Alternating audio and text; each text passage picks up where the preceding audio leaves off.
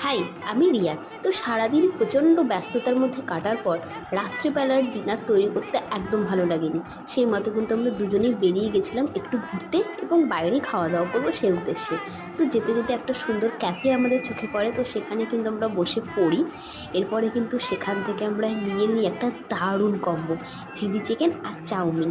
তো খেতে কিন্তু দুর্দান্ত ছিল, সিরিয়াসলি বলছি, খেতে খুবই ছিল, খুবই কম তেল দিয়ে কিন্তু চাউমিনটা ছিল।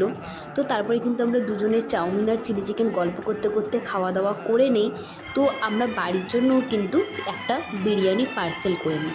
এখানে কিন্তু একসঙ্গে আমরা খেতে পারবো না, সেই জন্য।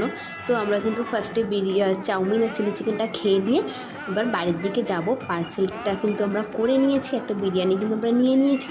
তো চলো, রাতও কিন্তু অনেকটা হয়েছে, রাত কিন্তু 10:30 মতো বাজে। তো আমরা এখন বাড়ির দিকে যাই, তোমরা সবাই ভালো থেকো, টাটা।